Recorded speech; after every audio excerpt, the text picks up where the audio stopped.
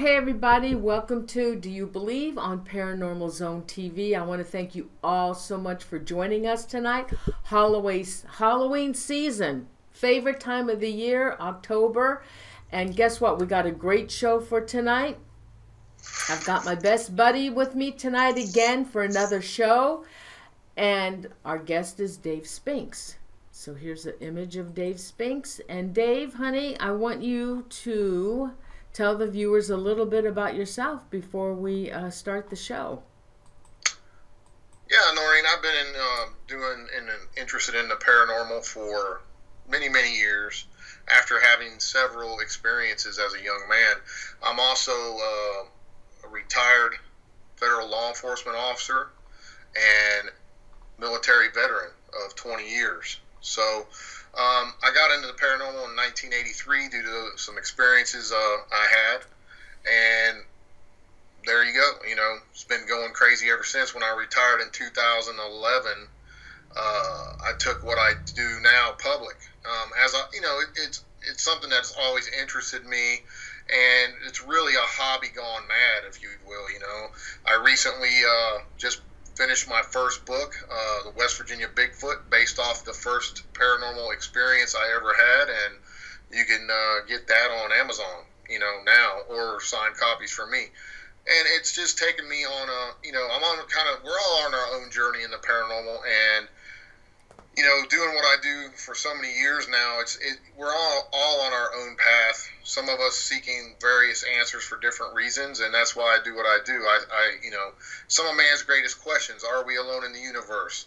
What happens to us when we die? And are there unknown creatures walking among us? And I think the answer to all of those for me is yes. And I'm just trying to pursue some of the answers to those questions. And you also co-founder of Society of the Supernatural, with right. David Weatherly. Me and David Weatherly founded Society of the Supernatural back in right around late 2013 or early 2014, and it's based off of basically trying to bring together different people that have vast experience in the paranormal realm from various genres in the various realms, and it's based off the old London Ghost Club, basically the idea that we came up with for this, for the Society of the Supernatural. And we now have Kristen from the owner of the Bel Air House is with us, Eric Altman, big Bigfoot guy, and of course Rosemary Ellen Guiley as well.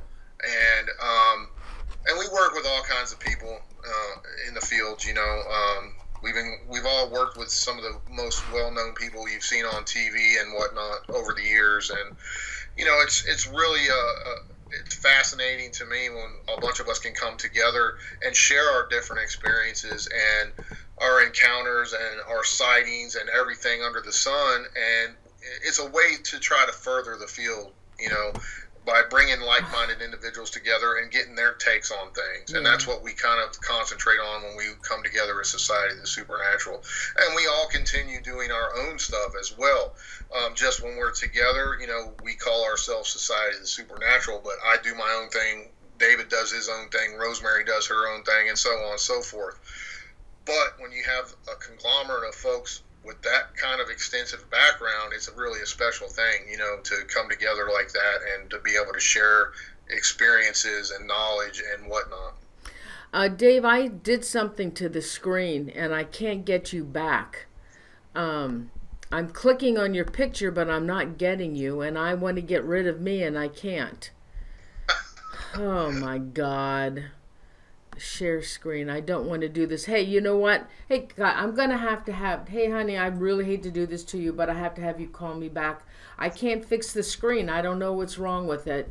Skype, I hate it. So call me right back. Okay. Sorry, guys.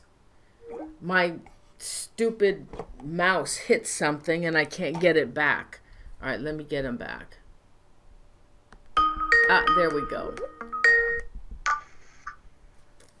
Okay. Oh, sorry. I have no idea what the mouse did. All right. So, what about your website, Dave? My website where you can find links to all the stuff I'm doing, events I'm going to be speaking at, and so on and so forth, is www.davespinks.paranormalinvestigator.com. There's a store page on there where you can buy movies I've recently appeared in, as well as SOS DVDs, and you can also buy my new Bigfoot book. Awesome. All right, so tonight... And another piece of news for folks is I recently just finished another book. It's now in the editing. It's going to the editing phase, and I think you're going to love this book because it deals with West Virginia hauntings and a whole bunch of cases, and it's going to be a series. So a lot of book projects I'm working on right now as we speak.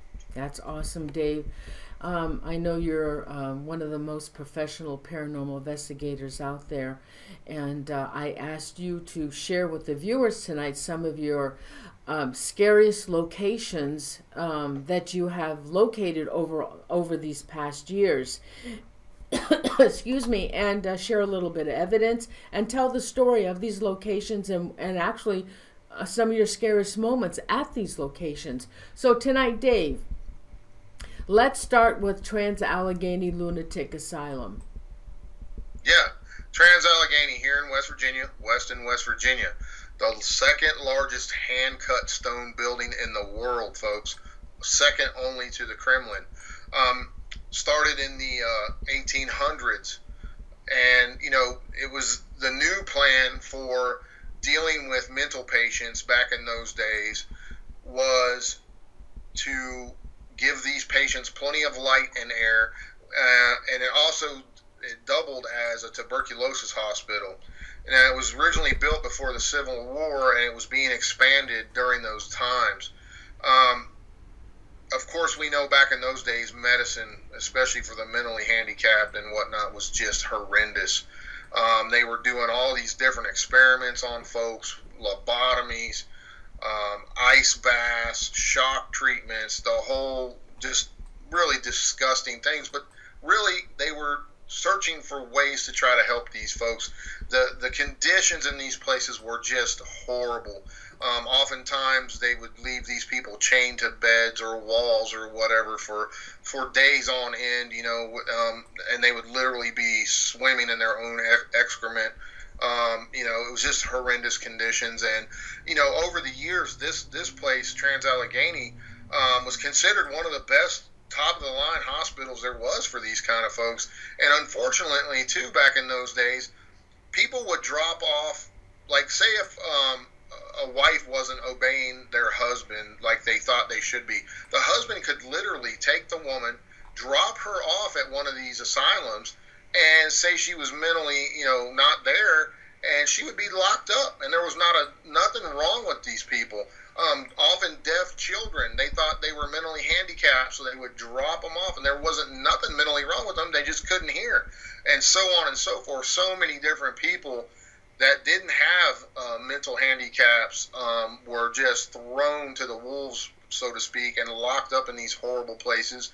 And Trans-Allegheny, it's said that there are, over its 100-year plus time frame of being open.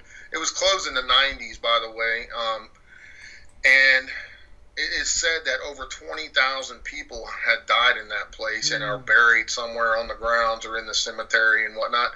And excuse me, oftentimes no family members, when these people would die, would come and collect the bodies, so they were just buried pretty much in unmarked graves, just numbers on them, or not even that, just thrown in a hole and covered up. And it's just a real tragedy of history that people were treated this way. And these asylums were all over the country, and Trans-Allegheny just happens to be one of the most notorious ones. Of course, there was murders in there and rapes and the whole nine, just deplorable conditions.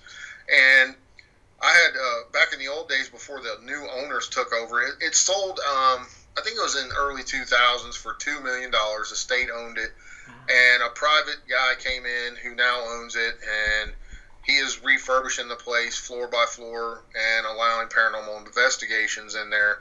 But before they took over, I used to pretty much walk in there at will and investigate. And on one particular occasion, I had a couple of guys with me, and we were the only people in the whole building. There was nobody there. And we were on the second floor on the north wing, and we were filming, and we were capturing all of these strange light. We were seeing this with our own eyes, and you could see it in the viewfinder of the cameras. These strange, I don't like to use the word orb because orb's a general term, but these light anomalies we were seeing had their own light about them. They were putting off their own light, and we had a ghost box running in the background as well. All three of us were behind the camera, and we were shooting down the hallway, and we were seeing these strange light anomalies appear in the hallway. We were hearing what sounded like footsteps, and we were also getting a child's voice on the ghost box that kept saying, "Help," and "Help me." Well, little did we know that we captured something very, very just crazy. In the paranormal world, you hope to capture what they call a full body apparition, but we didn't see this happen as it happened. I only saw this upon reviewing the footage, and I sent Norene a clip of it. And you'll see on the left, there's two doors. There's a door that's really close to you in the frame on the left, and then there's another door right after that, because you're looking down a long hallway that's full of doors on both sides. And by that second door, you can see what appears to be a figure standing there. And when she plays the clip for you, she's got it marked on the clip. You're going to see an arrow that tells you where to look. And you can see a full-bodied shadow figure walk from left to right across the screen. All right. So you can go ahead and play it, Norene. Okay, I'm going to play it. I may play it twice for them. Okay. All right. All right, everybody, watch. You see where I have the arrow? Watch in that area. Just went over to that wall again. So you're right in front of the camera.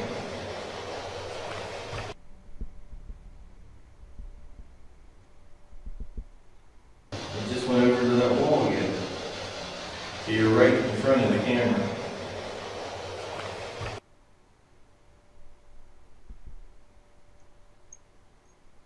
Just went over to that wall again.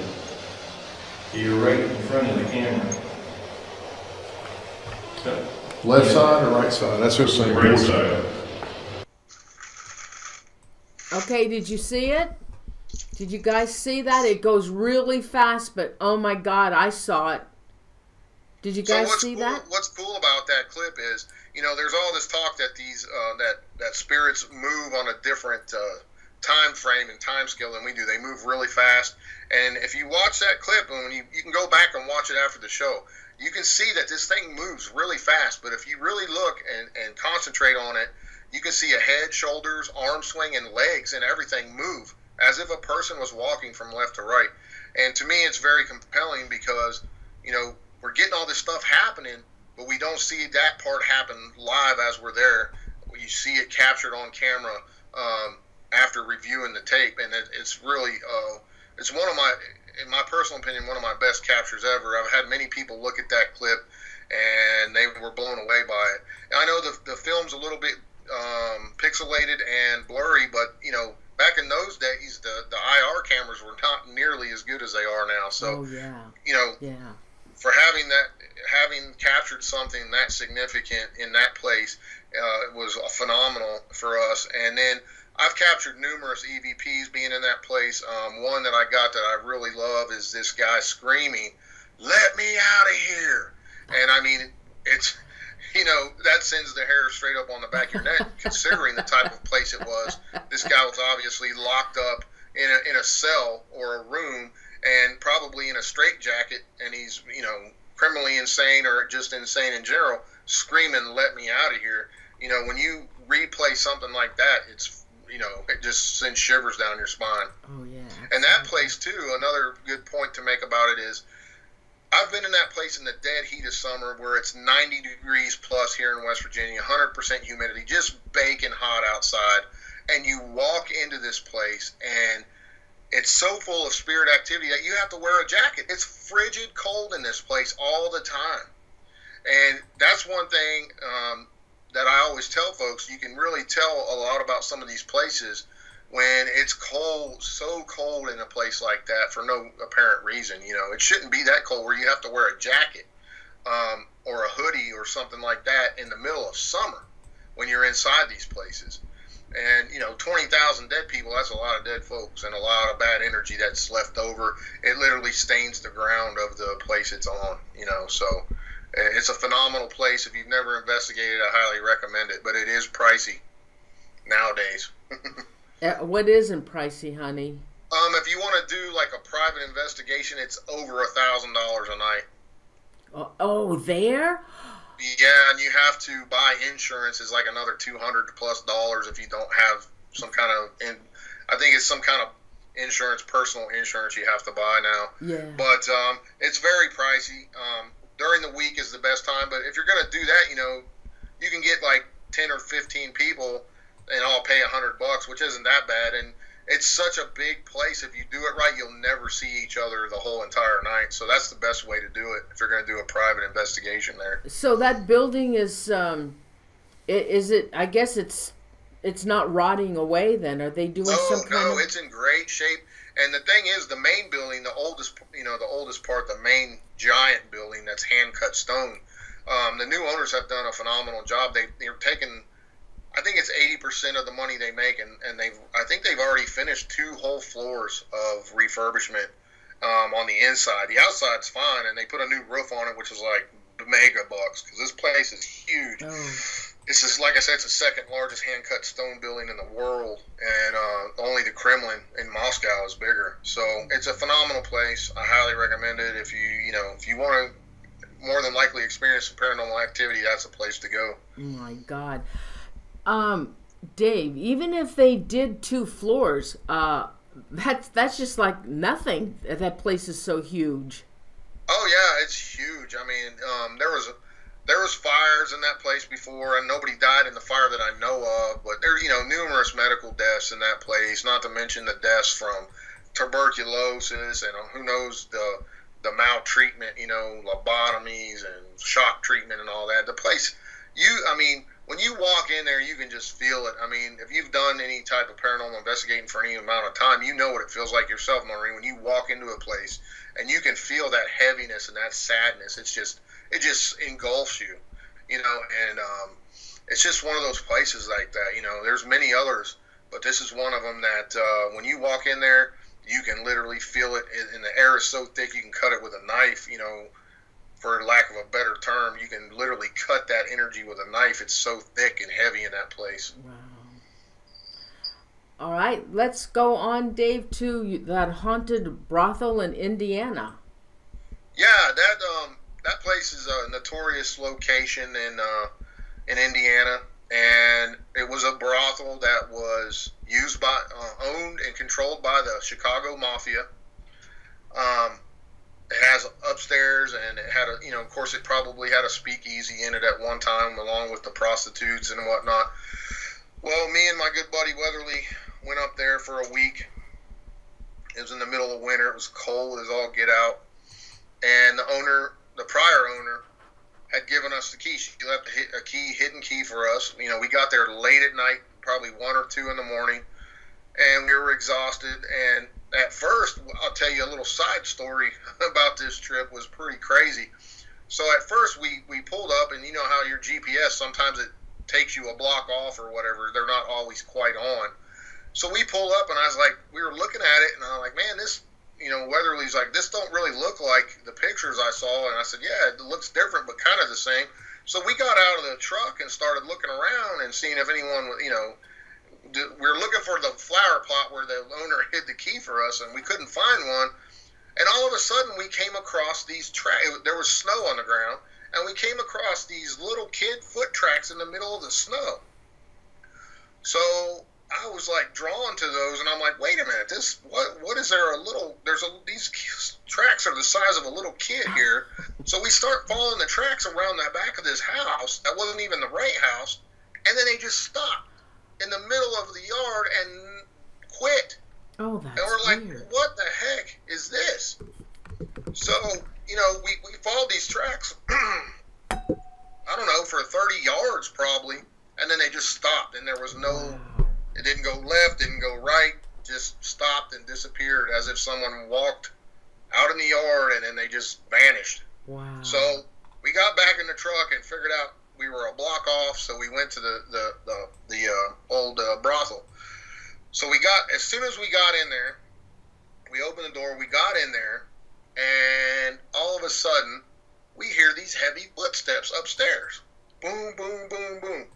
And then it sounded like they went down a flight of stairs. And we just got in the building. So we're looking at each other, our eyes are kind of wide, and then we hear the front door open and shut. So we run over there to where the noise came from. Sure enough, there's a big set of stairs, and the front door is standing wide open. Now, we run out there. There's no tracks in the snow leading left, right, forward, or anywhere. And we knew right then that it was a spirit that did that. So we were like, holy crap, you know.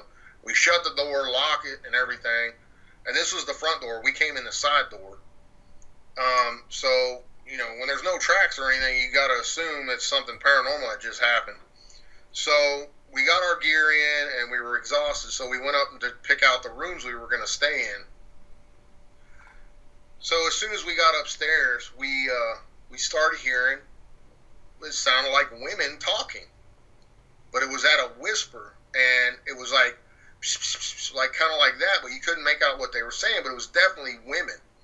And we're like, what the heck? So we're trying to follow these voices around upstairs, and of course we go into each room and there's nothing, and then we start hearing this tinking sound, like a metal clinking sound. Well, we follow that sound and walk into this middle room upstairs, and there's a pickaxe sitting there against the wall. And we're like, what the crap? And that's where we traced this metal tinking sound. So Weatherly was like, dude, maybe that, you know, we're hearing the residual sounds off of that pickaxe from whatever mine it dug in or something. So long story short, we got our rooms. I got the one at the top of the stairs to the right, and he got a middle room where he decided he was going to stay in that pickaxe room. So we ran recorders all night, and then we got up the next day. And the next day we were supposed to do a small event there for charity, and we did that, and it went off and everything. So we did all that, and we were investigating upstairs, right? And I had a live feed on my YouTube channel going, and we were upstairs where we heard all those women talking, and there was this big bathroom, and the ceilings in this place were like 12 feet high. Mm. So he's in the bathroom with a ghost box running, and I'm filming him. And I go in there to take a static meter to set down on the floor to see if we can, you know, get any hits on this piece of equipment. Well, he starts getting negative stuff on the ghost box right before that, and I walk in, I set down the equipment, and I'm kind of bending over, and then I just feel this wave of energy go right through me, and I stumble backwards. And I kind of lost my balance and got really dizzy, and he's looking at me, he said, what happened? I said, I don't know, something just like went right through me and hit me. And he's like, you don't look right, you better sit down. So I went back behind the camera and sat down, and I kept feeling like something was touching my head, like the old spider web sensation you get when you're doing these investigations. A lot of times, I'm sure you felt it, like something, you feel like a spider web on you or something, like something's touching you. Yeah. And so he's talking to the ghost box, and he says, what did you do to Dave? And he said, I hit him. And he said, what'd you hit him with? And he said, this spirit's voice said, a shovel. Ha, ha, ha, just like that, over the ghost box. Well, it kept getting more negative and more negative, and Weatherly's asking this spirit, what is your name? And he said his name was Ian. And we didn't think much of it, but it got so negative that he turned the ghost box off. And now, mind you, we had that event earlier, and there was like 15 people downstairs watching this live feed happen. So he shut the ghost box off. We go back downstairs to take a break, and I feel that tickling sensation on my head again, and I go like this, and I have a big lump on my head, and I'm bleeding. And as Norene will show you in the picture, you know, something was strong enough, whether it was this Ian character or not, punched through the veil and hit me in the head and actually made my head bleed with a knot on it. Yeah, hold on for a minute. I missed it. Hold on. Where is your... Hold on, honey. Where's the head one?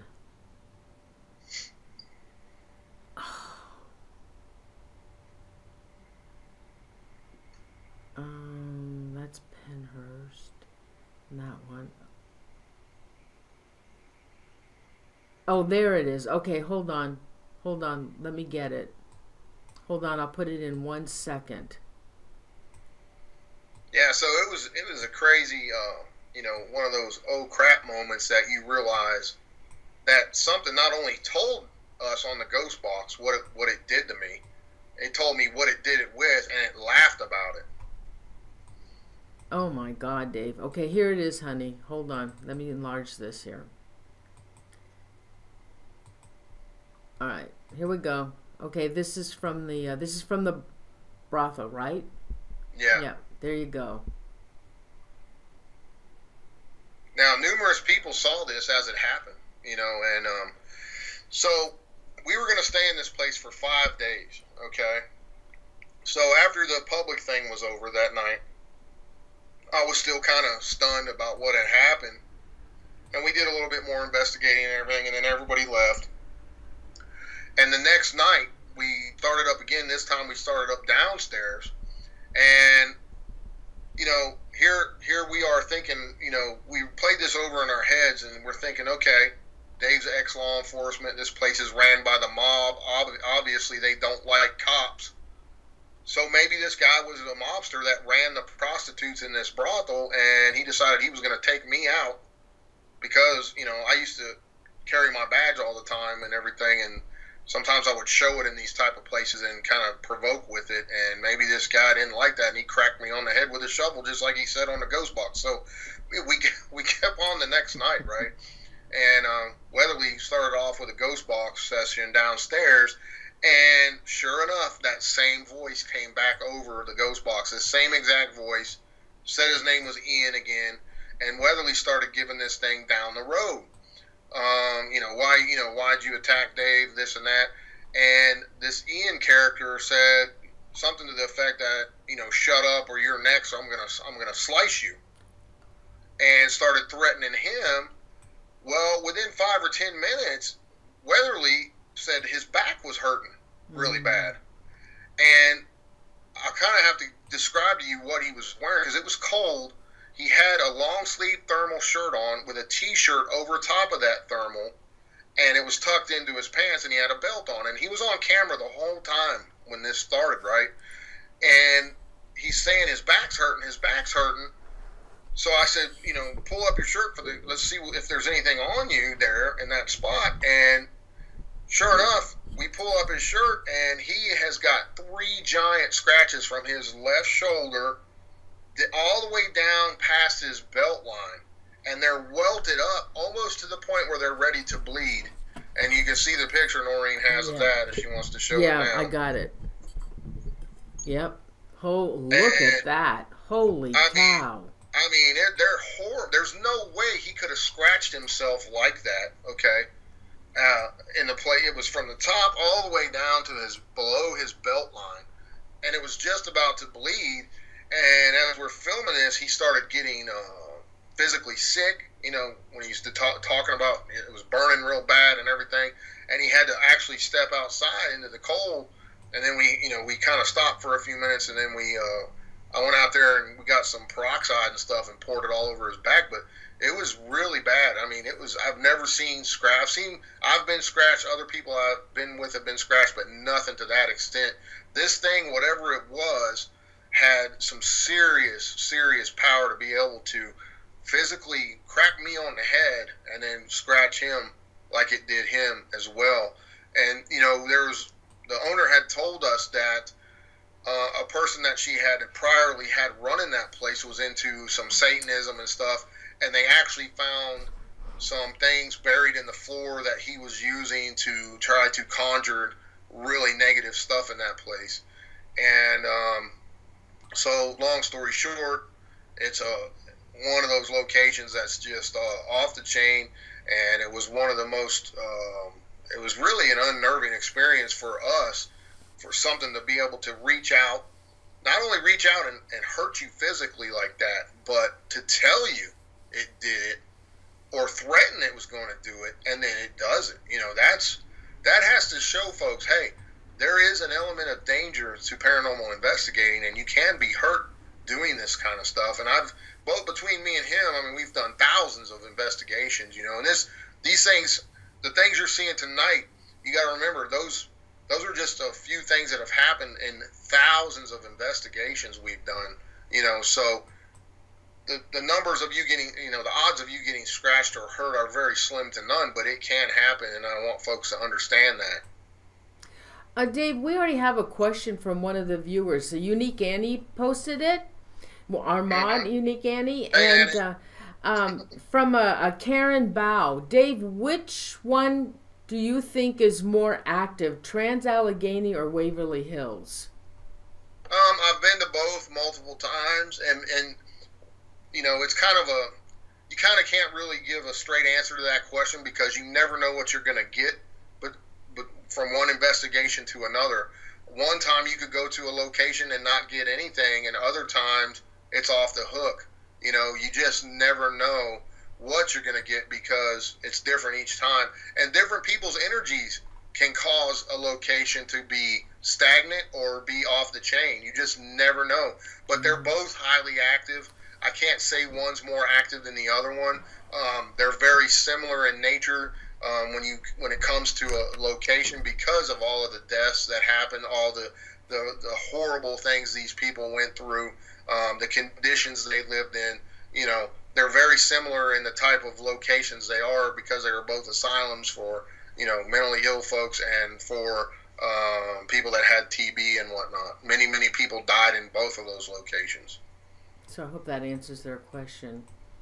Okay, so Dave, let's go on to the next one. Okay. Haunted house in Pennsylvania. Yeah. You guys will know what this location is. I just don't talk about the name of it, but a location that me and some other folks spent some considerable amount of time in, a notorious haunted location. Really the only time I've spent that much time in a location up until now. Just one location that is off the freaking chain as far as paranormal activity. John Zaffis was there with us for a few days. He experienced some phenomenal things. It's just one of those places, that had a lot of bad juju, a lot of negative satanic type stuff. I would venture a guess that took place there along with voodoo. The place had slaves at one time, and just what happened was, after I spent a month in that place, went back 3 or 4 more times for a couple of weeks at a time, came home from that, and during that whole investigation, I had probably what started to be probably the worst year or so of my life, as far as I went through a bad divorce. My financial situation was really, really bad right after all of this. And that's what these negative spirits do. They seek to ruin all aspects of your life, okay? And being me, the type of person I am, I don't care where I'm at and what type of spirits I'm dealing with. I don't take any crap off of them. If they start getting negative towards me, I give it right back. And sometimes that's not such a wise decision, but that's just my personality. And after that investigation, I know that night, the last time I was there, that night I came home and I had some crazy stuff happen. And Norene will show you the picture of my eye. And this is what really started the worst year of my life after that. You can show them that picture if you want. Well, that house has to be one of the most evil, disgusting house I have ever known about. And people have just walked out in front of this house, okay, and been attacked by stuff. A woman came by, and she got this really bad pain in her stomach. She fell out right there on the sidewalk, and next thing you know, the next day she's in the hospital having an emergency surgery for no explainable reason. I mean, it could have been coincidence that she had what she had happen, but it's not the only person that this has ever happened to. There was reporters in there with us a couple of times. Well, on the way home, the reporter had brought her teenage kids in there with her, and on the way home, they both were scratched in the car by something, and it seemed like the females would have these problems worse, and then the daughter ended up being rushed in for some kind of female surgery immediately after they visited there too. And it's happened to more than one person. It's just a notorious place. Unfortunately, it's all locked down and closed down now. But it's. I had to talk about it just a little bit, touch base on it, because did you show him the picture of my eye? I did, honey. And now you also have an image of you sitting in one of the rooms. I think it was it the bedroom upstairs? Yeah, yeah. Dave, yeah. That image has a fog on top of you. What the heck is that? And that I was actually doing either an EVP or a ghost box session during that time. And the other guy that was there, it was his house at one time. He had brought in a supposed Dybbuk box, and I was doing some sessions with that, trying to see if I could make communication with anything. And that room was notorious. We had a bed lift up. I was sitting on the bed in that room on another occasion, and I weighed 240 pounds. I'm not a small guy, and we heard a noise in the back room behind us, and we were all in there while they were doing a Ouija board, which I don't do, as you all know. I was filming it, and the bed I was sitting on actually physically lifted me up and slammed to the ground. And it was just, it's a very negative place. And, going back to when that thing happened with my eye,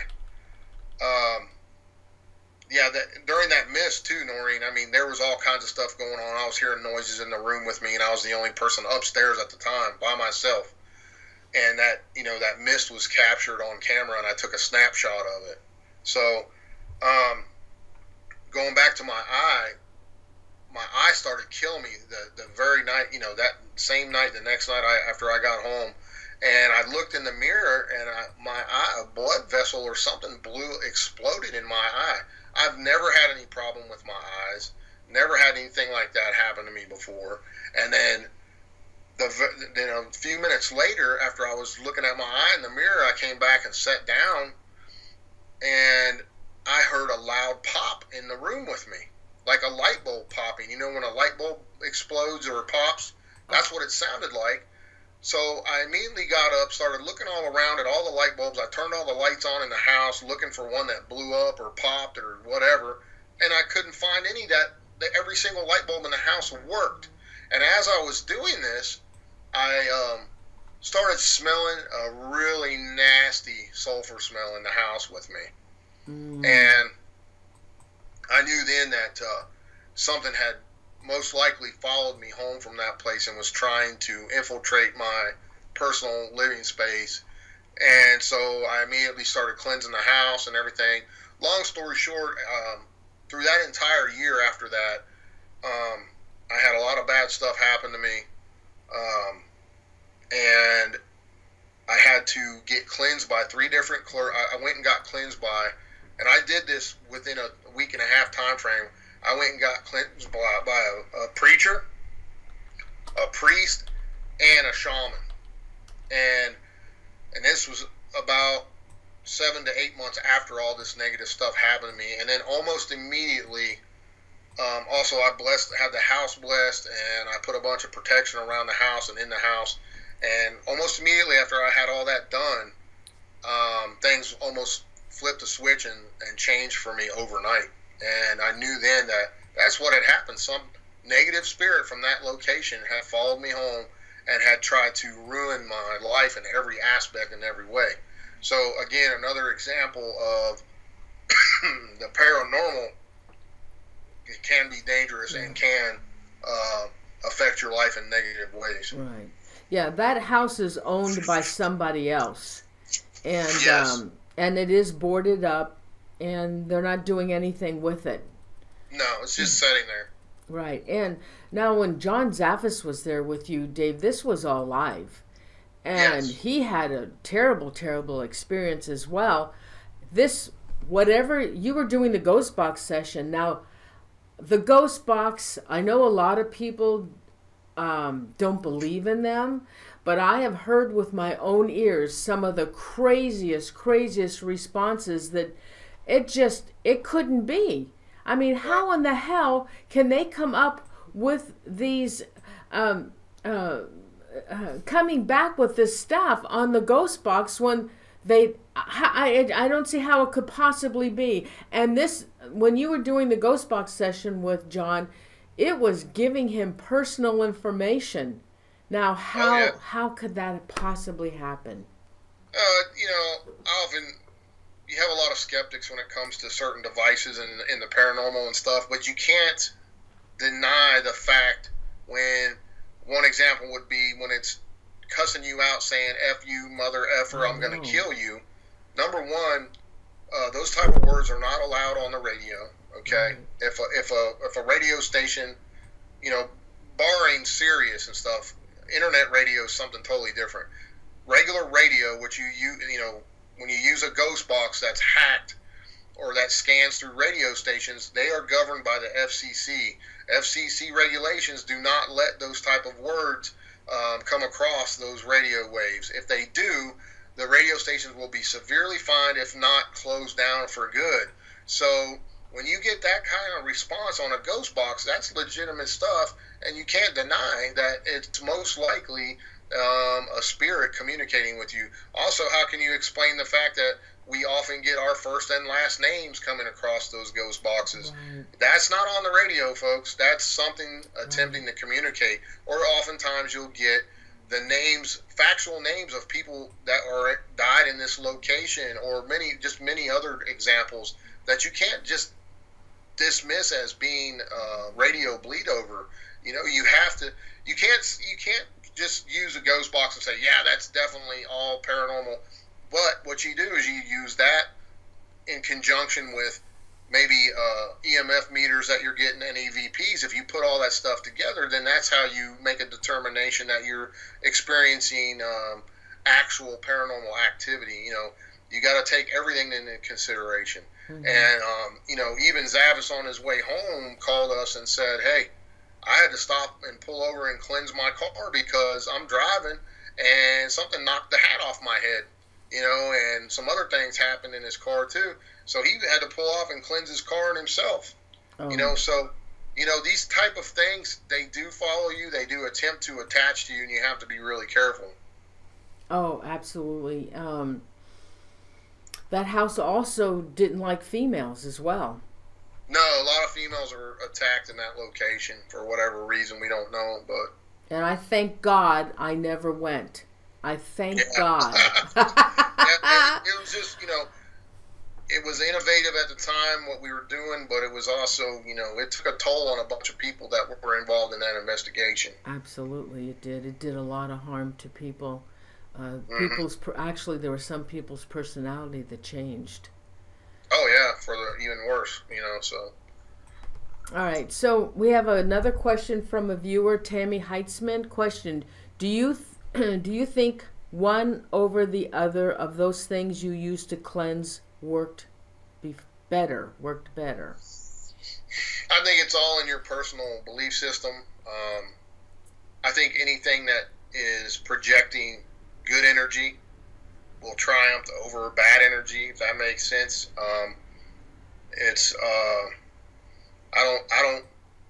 I don't subscribe to one particular religion over another one, as long as it has good intentions. And, I think that you can utilize many different things to cleanse yourself, not just one in particular. That's kind of a catch-22 question, because it all stems in your personal belief system and whatnot. Okay, awesome, Dave. All right, now let's see, which one are we going to go to? Okay. Oh, hold on. How about Wanda K's? Yeah. Okay, Wanda K. Wanda K. was a great friend, a great person, a great lady. Most well known for her work at Bobby Mackey's for many, many years. I met her the first time at Bobby Mackey's many years ago and became friends with her. And, sometimes in people's relationships and friendships, they fall apart or whatever, and they move on and do other things. So that happened to Wanda and Bobby for whatever reason. I don't pretend to know what all transpired with that, but long story short, Wanda went just down the road from Bobby Mackey's, and there's a whole street right down the road there in Kentucky. It's right across the river from Cincinnati, and this whole strip of places, these shops and these restaurants and bars at one time were speakeasy joints and gambling joints, again owned by the Chicago mob. And she took over this place and put her little ghost shop in there. And this place had a secret speakeasy in the basement, and it was a gambling joint. And she had told me, "Hey Dave, you got to come out here and check this place out." Long story short. So of course I went there with a couple other folks, and for the first time, and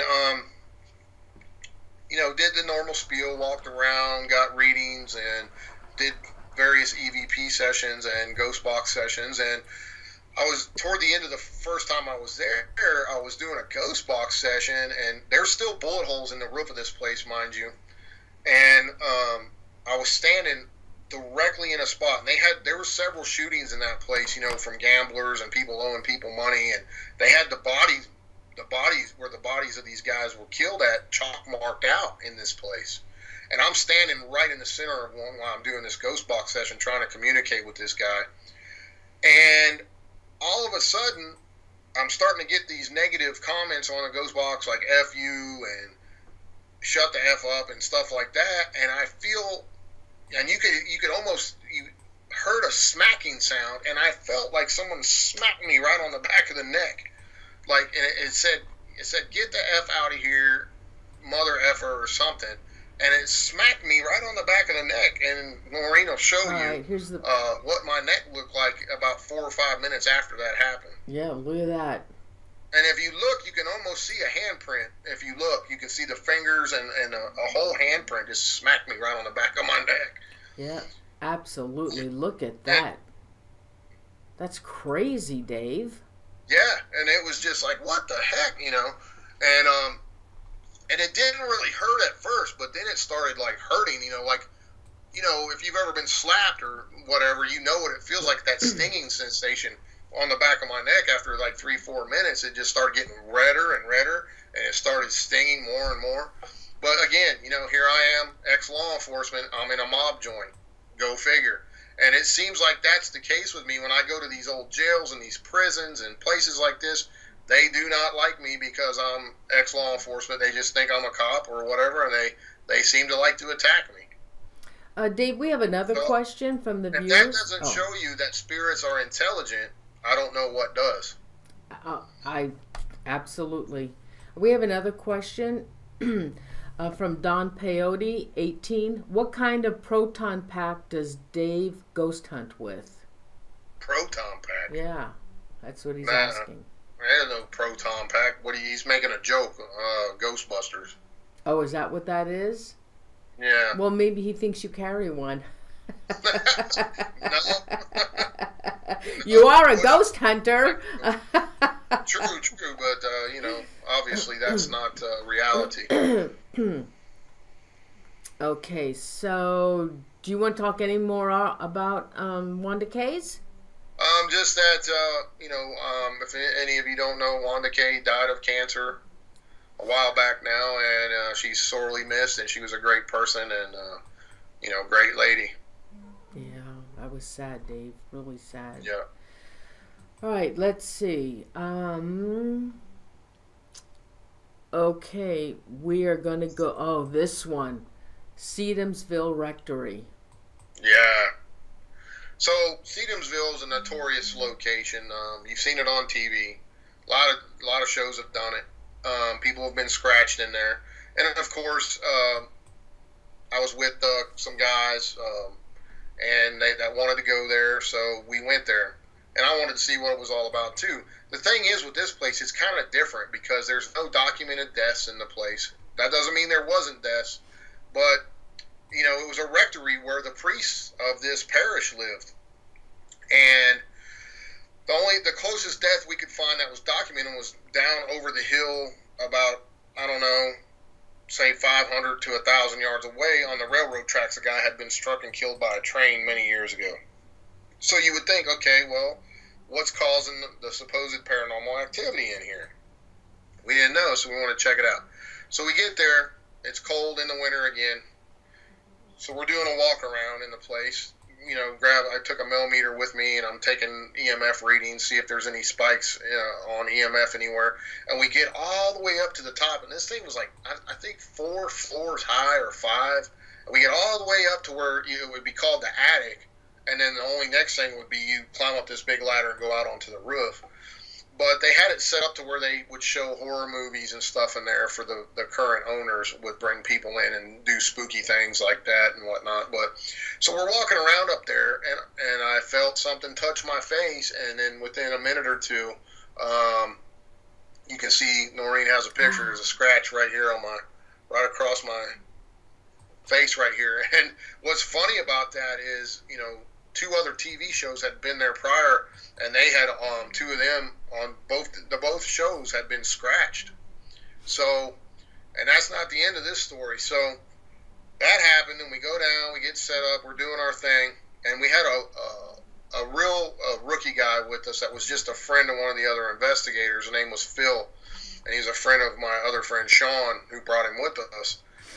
Well, he's pretty skeptical when it comes to the paranormal, and doesn't really even ghost hunt or anything, but he just came along for the ride. Well, we're in this place, and we're getting all these references to priests and help me, and a real nasty growly voice kept coming across a ghost box we were running. And Phil was kind of just standing there, just watching. He wasn't doing anything, not running any equipment or nothing. And then he said, "Oh, my back." Felt like something pinched my back. So we pick his shirt up. And I don't think I sent you this picture, but we've showed it on your show before on that Cedarville Rectory video we did. We pick up his shirt, and then sure enough, on his lower back, there's a scratch about that long. And as we're filming it, and it's live, you see another line go right across the line. It just went slowly, but it started welting up, and it was an upside-down cross. And that just, when you take that into consideration where we're at, okay, we're in a rectory with priests, and all of a sudden, this guy who's a total skeptic, doesn't believe really nothing to do with the paranormal, gets an upside down cross scratched on his back, and he was in our eyes. He couldn't have done that to himself. He had a heavy jacket on and everything because it was cold again. And he was really wigged out over that. He couldn't see it for one, but he could feel it. He said it was burning on his back, and we got it on camera and took pictures of it and everything. And I started digging around. I actually have a cousin that lives in Cincinnati, and this is where Sedumsville is. It's in Cincinnati, Ohio. I had him dig around for me a little bit, and he said that it was like any information on that church is totally locked up by the church. And, if you think about it, maybe there was priests in there that were doing bad stuff to children with the whole Catholic Church scandal, and there's something negative in this rectory, that has manifested due to priests doing that type of activity to children. Who knows?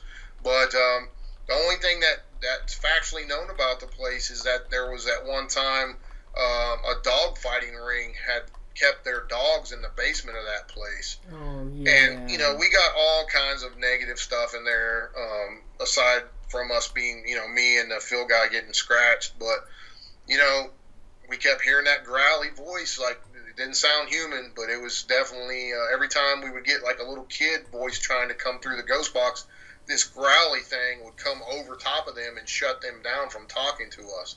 So it was really spooky stuff to be in a place of God, that's supposed to be holy and good, and you're getting all these negative things going on, and 2 people get scratched and physically marked in a place like that. It's pretty unnerving.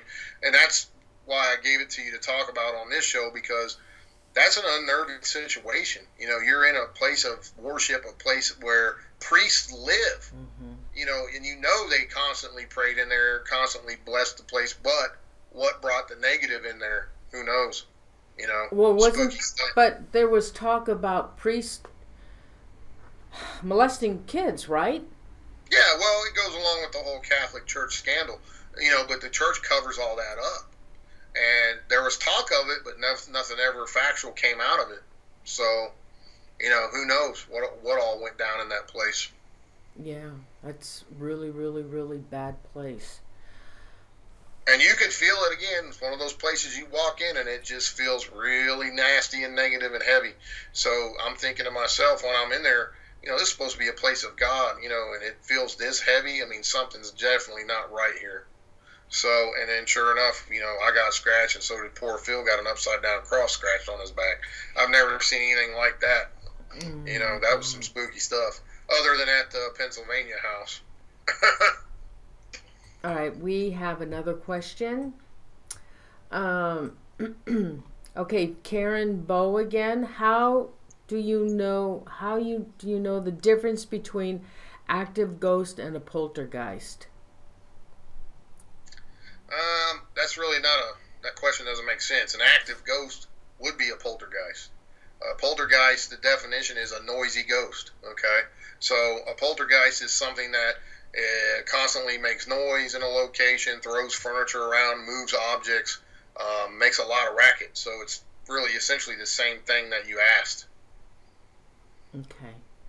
Let's see if we have any other questions. Yeah, Annie's bringing them in as soon as she gets them. And Crystal, you can too also, honey. All right, so on to the next one, Dave. Let's see. Penhurst, Dave. Yeah, Penhurst. Again, another one of those giant, creepy asylums. Penhurst is very famous and notorious for the maltreatment of patients. Understaffed, too many people in there. Again, a dumping ground for people with disabilities and mental problems.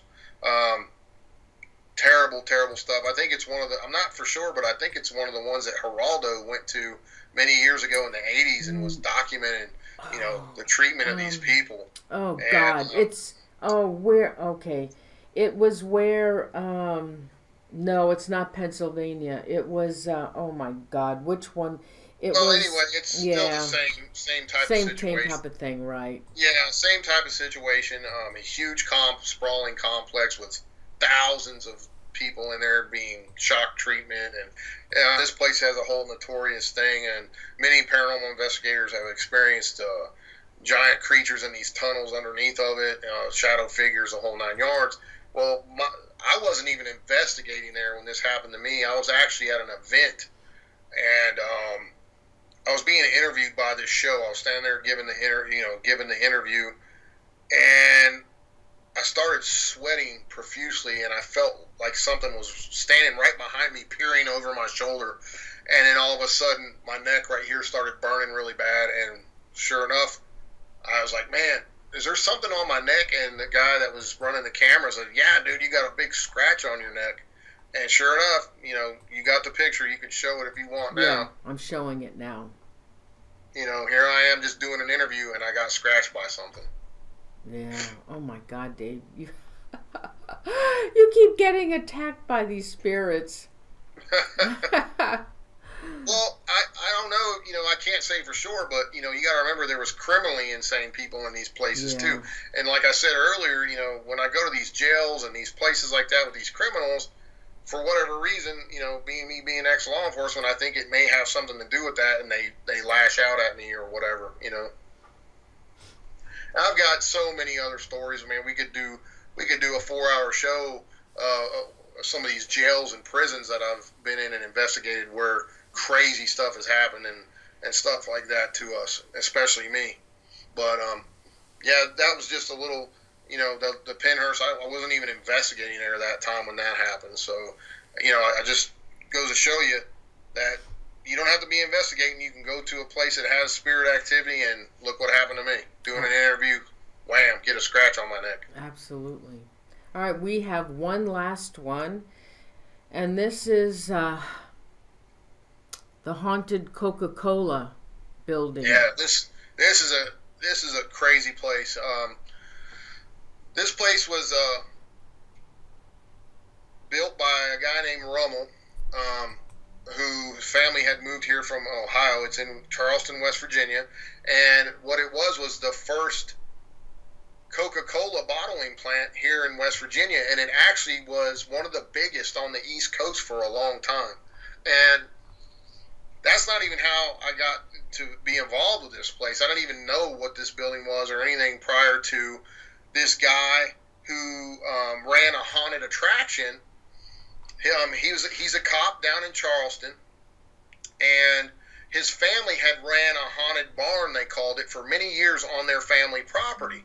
Well, the haunted barn attraction got so big that they had to expand, and they ended up renting out this old Coca-Cola bottling factory to put their haunted barn in, because it was so big and so many people came, they just couldn't accommodate it anymore. So out of the blue one day, I get this message from this cop, and he's like, "Hey, Dave, I heard through the grapevine you do this and this and this, and you're ex-law enforcement, and I will trust your word over, any Joe Blow investigator, and I'm having all this stuff go on down here." And what he said was he would go in there, like he would, if he made a bust or did it, whatever, he would go in the barn at night to the Coca-Cola factory, and he would write his reports there because it would be quiet, and he could do his reports and get them done.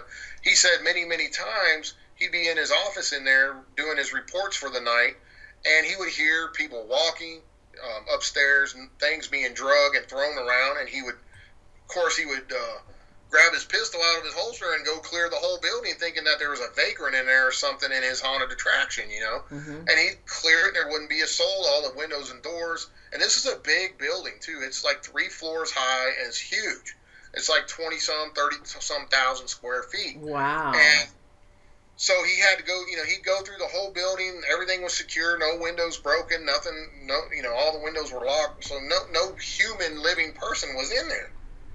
And his staff started reporting they were seeing shadow figures, and they were seeing, they saw apparitions here and there.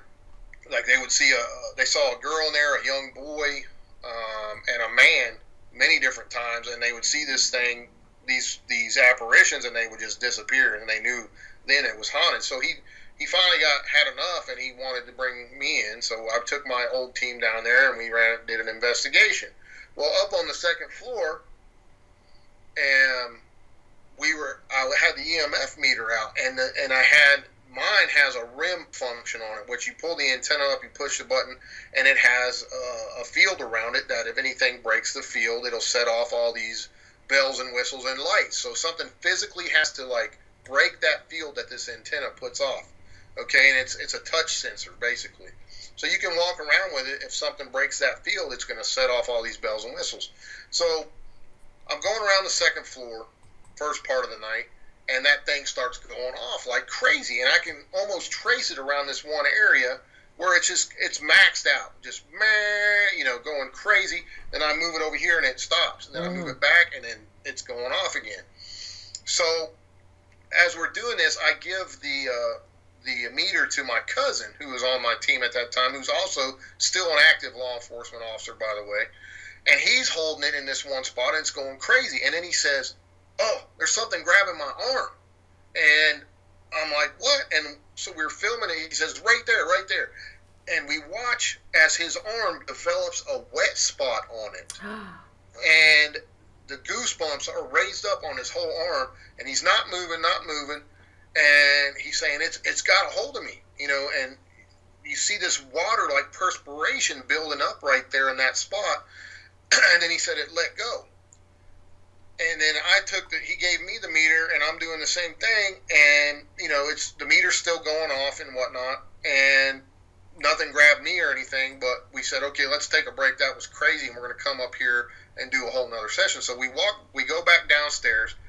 Josh, the owner of the building, or the renter of the building who runs the haunted attraction, the cop is there, and we're telling him, what we just experienced, and he's like, "Well, what happened to your arm, Dave?" And I said, "What are you talking about?" I looked down, and I got 2 giant scratches. Actually, there's 3, but you can only see 2 of them really clear on my arm where I was holding the meter. And then my cousin also had scratches on his arm, so you could show that picture of my arm where I had those scratches on there. And I never felt this happen to me. I know I didn't scratch my arm on something this bad because I would have felt it. All right, hold on. Hold on, guys. I'm getting that picture. Hey, Dave, I'm getting that picture for everybody. Michael Kane wants to know, let's see, ask Dave, what spirits did he encounter at the old jail in St. Augustine? I haven't been to the old jail in a long time. That was years ago. But I captured. I got a recording of an old ball and chain sound dragging in there, and I got a few light anomalies I captured into some of the cells on camera, and some good EVPs. No specific names or anything like that. All right, Dave, I'm looking for that one with your arm. I don't see it in my thing. It probably didn't come through, but you know what? You sent it to me on Facebook, right? Yeah. All right, hold on. Yeah, it's on there. Okay, hold on. Let me go over to Facebook and get it. Sorry. And, so as you're doing that, I'll tell them what else happened. So after the break, I go up to the second floor, and the other guys go up to the third floor, and I'm just walking around with my infrared still camera, and I'm taking snapshots, just random pictures all over the place. And then I start hearing noises over toward the front of the building, like someone's moving around over there, and I'm thinking, well, somebody's up here, and I yell out, hey, is anyone there? Numerous times, no question, nobody answers me. So I get over to this corner, and I'm hearing noises, so I take a series of 7 pictures at this one corner where I'm hearing these noises. And the first 2 I take, there's nothing in it. The third one I take, there's something in it, but I don't know this until after I'm done taking the pictures. And I take the rest. I take 4, 5, 6, 7, and there's nothing in those pictures. And I saw something in the third one, but didn't really pay much attention, and then went back on and continued investigating. So I get back home the next day, and I'm reviewing those pictures, and whenever Norene comes back, she can show you. I got it. Clear as a bell, there is, in the corner where I was hearing the noises, there's a blacker than black shadow figure that appears to either be sitting down, trying to sit down in a chair, or getting up from a chair, and it's totally different than anything you see in the room. It's a solid blacker than black figure. You can see the head, shoulders, arms, and legs, and it's kind of blobby looking, like it might have been a heavy set person, but it's definitely in the shape of a person. Oh yeah. And it's one of the craziest captures I've ever got on a still photograph. Yep. I'm showing it to them right now, Dave.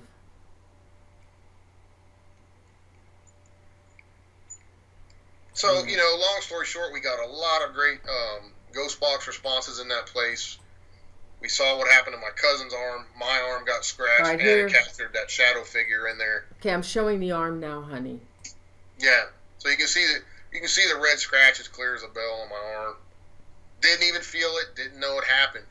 Until the cop said, dude, what happened to your arm? And, here I have these big scratches on my left forearm, same arm I was holding the meter in on, getting all these hits on. Crazy, Dave. And a lot of these investigations that Norene's showing the pictures of and stuff, you can see on my channel, too. If you ever want to go, if you haven't seen them yet, you can see them. They're on my Real Supernatural channel on YouTube. But you can see the entire investigations and stuff like that. But, it's just crazy stuff, when these, you can't explain how you get these scratches and these marks and stuff by something unseen. It's pretty compelling stuff to me. Oh, absolutely. Well, you have so many fascinating stories. Now, you also own, for those of you who may not know, Dave is the owner of Willow's Weep, and oh my God, Dave. Tell them about Willow's Weep and that you're writing a book on it. Yeah, me and Weatherly are doing a book on it. It's just a notorious hidden gem, really. It's known but not well known in the paranormal circles. Numerous people have investigated, but it doesn't have the attention that it should have, which it should have in the next year or so. But built in the 1800s, built in the shape of a cross. 7 confirmed deaths, possibly more in this place. Crazy stuff has happened there. A man was eaten by his own hogs, drug into the house and died in the house, and other deaths, suicides and whatnot. Spirits have been captured on film there. Security cam footage has shown numerous balls, children's balls, moving around in different, not just falling off something and moving, but falling off something and moving like something was playing with them. Numerous times I've got tons of video footage. It's got 10 or 12 foot high doors that are original in this thing. One of the doors had slammed so violently that the insides of the doors had broken and splintered. So the prior owner had put big heavy rocks, like 10, 20-pound rocks in front of these doors to hopefully keep them from slamming. And they have continued to shut on their own, even with these heavy weights in front of them. And I've got video security cam footage of that occurring. Just a ton of people have been attacked there.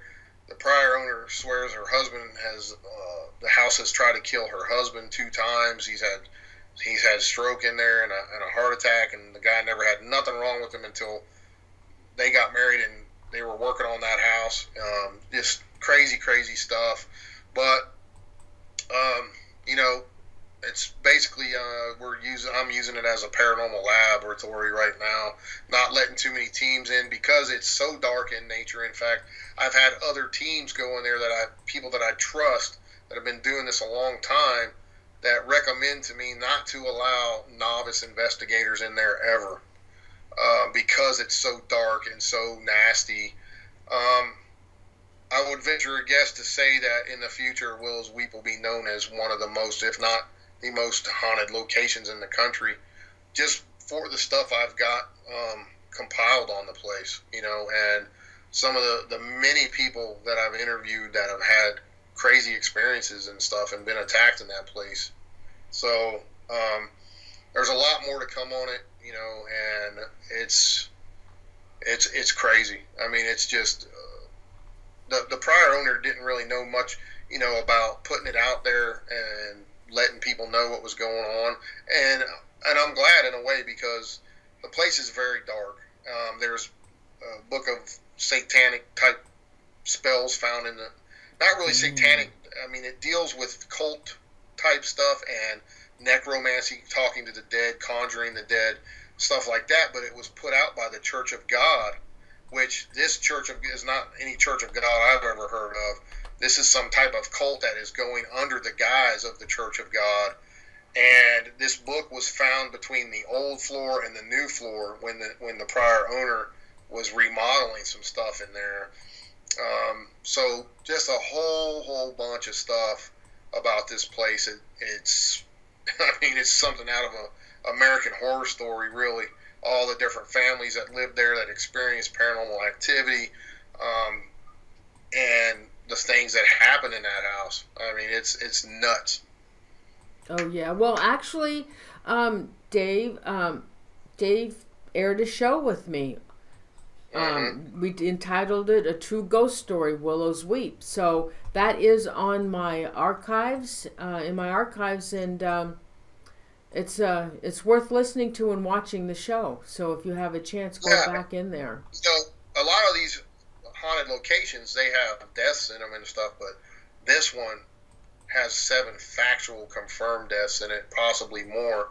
A child's arm bone was found under the house, which that's not even been dealt with yet. I still have to get under there and see if there's more stuff buried under this house. There's a ceremonial fire pit under the house where it's surrounded by granite rocks, and there's ashes in there. Not to mention, and it's right in the center of the house where the cross. It's the house is built like the shape of a cross, like I told you, and that fire pit, that ceremonial pit, is right under where the center of the cross would be. So, and that's where a lot of this, it's like a vortex in there, and it's like, and then built into the ceiling above all of that, there's these points that were built into the structure itself, almost like a pentagram, and then all the corners of the cross, there's windows as to funnel in energy. So this place was built for a specific purpose, to funnel in energy. I think there was definitely some dark magic and rituals practiced in the place, obviously, with the book being found, and just all the numerous types of deaths and suicides that happen in here. It's just not normal. It's not a normal structure. I had a friend of mine who's an insurance guy that's been in the insurance business for over 40 years go in there and check the place out, and the guy's been in literally thousands of structures and never has seen anything built like this place. Wow. because I wanted to get his take on it. You know, what does he think about the way this place is built? And at one time, it had 6 different entrances and exits in it. And over the years, those had been covered up, and then with different, you know, different walls put in the corners where these entrances and exits were, and those are now windows. So, you know, what kind of a place is built in the shape of a cross that has all these entrances and exits and now windows to, you know, it's just so strange. It doesn't make any sense. Oh. It was definitely built for a specific purpose, and it's not a normal purpose. Now, in your book that you're writing about this, your haunted house, you'll have the history on it and more information on it, right, Dave? Oh yeah, there'll be a ton of it on it. Yeah, so that book's going to be really awesome to read, because Dave, and it's only natural, Dave isn't going to tell you everything about the place. You got to buy the book, and it's going to be filled with historic information that probably nobody knows about this place, right, Dave? Right. Yeah, awesome. Dave, we have another question. Let me see if I can get it. From Paranormal Pixie 78. Have you ever been to Eastern State? No, have not. Okay. Been by it, never been to it. Well, I know that you keep going, and you got so much going on. I'll get there one day. Oh, yeah. Well, I guess, anything else you want to add, Dave? No, just thanks. It's been a while, and thanks for having me on, and always a pleasure. Oh God, Dave, we've done several shows, and oh my God, the next highest viewed show on my channel is the one that I aired with David Weatherly and Dave Spinks, and it was on the unexplained disappearances. So if you go to my front channel, there it is. It's number 3, and it's gaining second place on my channel. That was an awesome show, and I hope to do more shows with Dave. I always love having Dave on. He's my buddy. I've known him for several years now, and I can tell you he's a true friend, true loyal friend, and I love Dave. So Dave, honey, thank you so much. Good luck with all your books, and anytime. I'm always here. Lots more to come. Always here for you, honey. Thank you so much. Thanks, guys. I appreciate it. We'll see you next time. Happy Halloween. Yep. Thanks, Dave. Good night, honey. Good night. Okay, so how'd you like the show tonight, guys? If you like the show, please don't forget to, for those who may be new to the show, if you would please subscribe. Also, please don't forget to give the show a like. And let's see, we have one more show for Halloween season, and that's not next week, because next week I have a huge barbecue coming, and I just won't be available. But the last week, October 25th, Mark Fultz is coming back, and you know, he's written a book called Dark Corners, and it's a series of books, and this one in his book is Secrets of a Funeral Parlor. And he's got some creepy, creepy stories of funeral homes. So that will be on October 25th. So I hope you join me. So everybody, I will see you before Halloween. And this is number 2 of my Halloween season show. And please, again, I see new people in the show tonight. Thank you so much for, and the viewers watching the show, thanks so much for being here. Please don't forget, please subscribe to my channel. I'd appreciate. I'm going back to airing shows every other week. I need a break in between. I have so much going on at home. You know, I have a family and things, and we get together a lot, and so every other week will be my shows again starting, and I will start up my 10th year next year. 10 years next year of live broadcasting. So let's do, I don't know what happened to Royce. I know he was having internet issues, but let's thank our mods, please. Unique Annie and Crystal Triplet, thank you so much, girls, for being here. And also for Royce Hinman. You know, I know he has, you guys got to pray for him. He really needs your prayers, okay? I don't know if he's not feeling well tonight. He said that he was coming to the show, but he really has a lot of pain in his back, and he's got other issues, and he really needs your prayers. So please pray for Royce. He needs positive thoughts sent his way. So our mods, Unique Annie, Crystal Triplet, and Royce Hinman, we love you guys and thank you so much. If it wasn't for them, we would not have the chat room that we have. It's all because of them. And what else? So what else did I want to say? Oh, and so let's do some shout outs, okay? Now we also have a viewer, Graham Crosby. He may lose the use of his right hand or arm, I can't remember, but he needs your prayers. We need to say a shout out to Anvil Hammer and Catherine Lafferty, or Jane Lafferty. So let's do some shout outs, okay? This is gonna be, oh, and also, oh my God, that's right, Aaron Brody and Kathy Gill, thank you so much for your super chat money. Thank you, thank you, thank you. Thank you very much. That was really sweet of you, and I really appreciate it. Thank you. So let me see if I can do some shout outs here. We had a big crowd tonight, and I'm really, okay, so let's see what we can do here. Cassandra 50, Donnella Daywood, Kelly Lamb, hey Kelly, Aaron Brody, Fungi, Victim to Victory, Theryl McCoy, Don Peyote, Michael Kane, Gacy, hi Gacy, been a long time. I've known Gacy way back in the live sci-fi days, long time ago. Chippa Terry, Zoe Small, Andrew Cox, nice to see you. No, we had more than that, Andrew.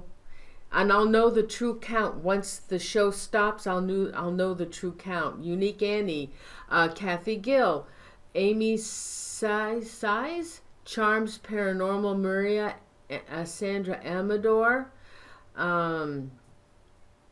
Paranormal, Supernatural, UFO, and more.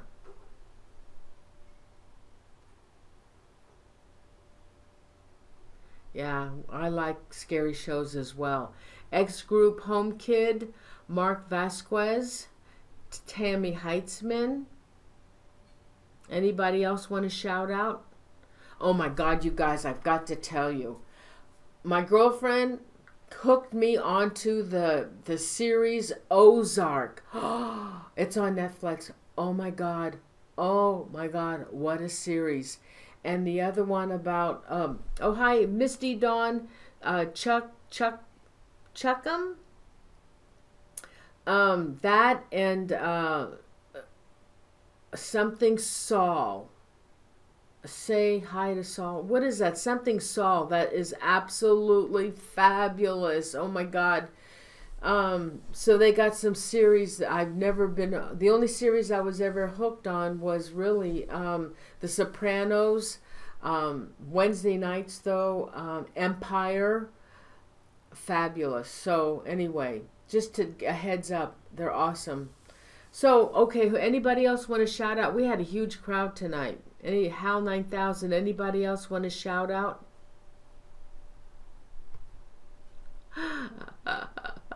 Oh, Gacy.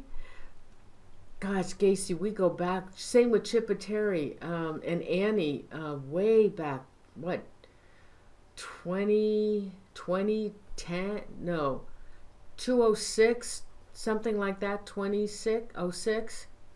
Kathy Palmer, Liquid Dreamer, Jeremy Lakey. Anybody else want to shout out before we go? I made a big, huge pot of soup, and I'm waiting to have that with my husband. He just got home. Yes, please send your prayers to Royce. Okay, guys, I'm going to go. I love you guys so much.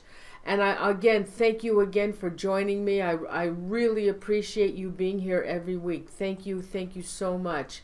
So I'm going to say goodnight to you guys. Love you, and I'll see you on October 25th, okay? Thanks, everyone. Love you. Good night. Thank you.